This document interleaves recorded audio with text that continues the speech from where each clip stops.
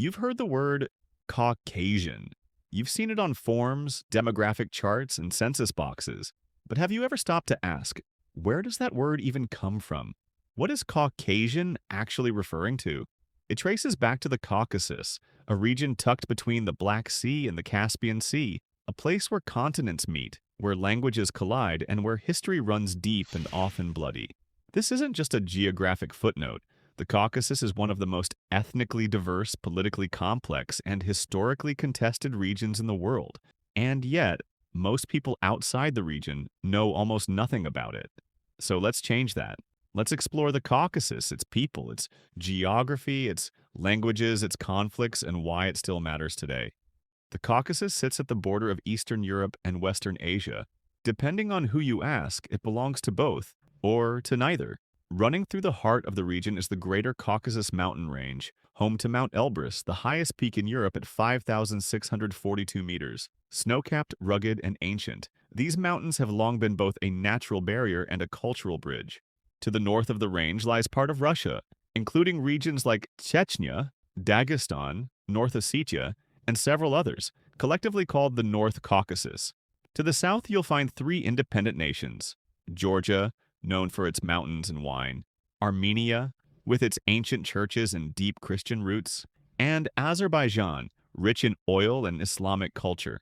Together, these form the South Caucasus, sometimes also called Transcaucasia, a term that, depending on your political perspective, might carry a hint of Russian imperialism. The region doesn't just sit between continents. It also lies at the intersection of empires, religions, and civilizations. For millennia, the Caucasus has been invaded, divided, and reshaped by Persians, Romans, Arabs, Mongols, Ottomans, and Russians. Why? Because of its strategic location. Whoever controls the Caucasus controls a key land corridor between Europe, the Middle East, and Central Asia. But despite centuries of outside domination, the peoples of the Caucasus have managed to preserve a stunning array of cultures, languages, and identities. Let's talk about languages. The Caucasus is often called the Mountain of Tongues, and for good reason. There are more than 40 languages spoken here, many of which are completely unrelated to any others on Earth. In the North Caucasus, you'll find languages like Chechen, Avar, Lezgian, Circassian, and Abkhaz. In the South Caucasus, the dominant languages are Georgian, Armenian, and Azerbaijani, each belonging to a different language family. Georgian, for instance, is part of the Kartvelian language family, which is spoken nowhere else in the world. It has its own alphabet, one of the few original scripts still in use today. Armenian is its own branch of the Indo-European tree, not closely related to any modern language. Azerbaijani is a Turkic language, but with heavy influences from Persian and Arabic. Some Caucasian languages are so grammatically complex that they're studied by linguistics just for the challenge. We're talking dozens of grammatical cases, massive consonant clusters, and unique sentence structures that don't resemble anything in English, French, Chinese, or Arabic.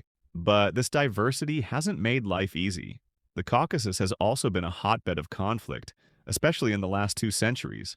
During the 19th century, the Russian Empire expanded southward, especially conquering much of the Caucasus in a long and brutal campaign. The Circassians, a native people of the northwest Caucasus, were massacred, displaced, and exiled in what many historians now recognize as genocide. Then came the Soviet Union, which imposed new borders, suppressed religion, and forcefully moved entire ethnic groups.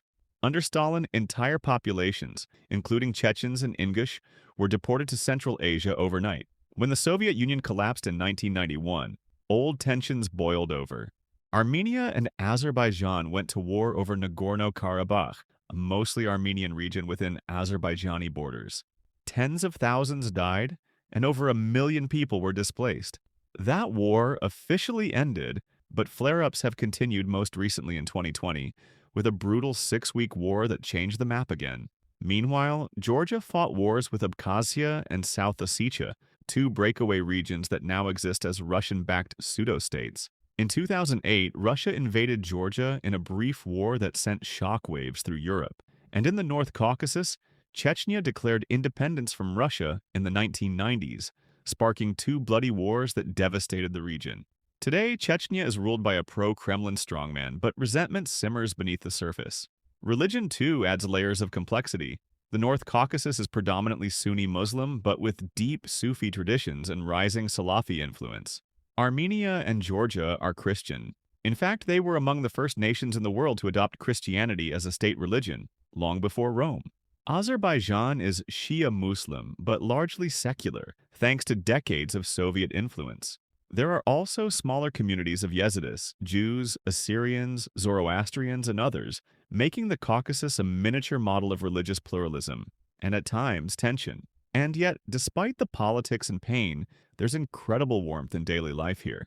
In cities like Tbilisi, Yerevan, and Baku, you'll find a mix of old and new ancient churches, mosques, and fortresses standing next to hip cafes, contemporary art galleries, and high-speed internet. Hospitality is a way of life. In many parts of the Caucasus, a guest is considered a gift from God. You'll be fed until you can't move. You'll be toasted again and again with homemade wine or vodka, and you'll hear stories that stretch back generations. So, why does the Caucasus matter today? Because it's a buffer zone and a battleground between Russia, Turkey, Iran, and the West. Because it sits on top of critical oil and gas pipelines. Because its unresolved conflicts threaten to ignite wider wars. And because it shows us just how hard and how important it is to live with difference.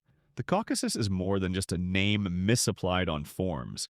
It's not a race, it's a region with mountains, memory, multitudes, and meaning. It's a place of contradiction, ancient and modern, peaceful and volatile, fragile and enduring.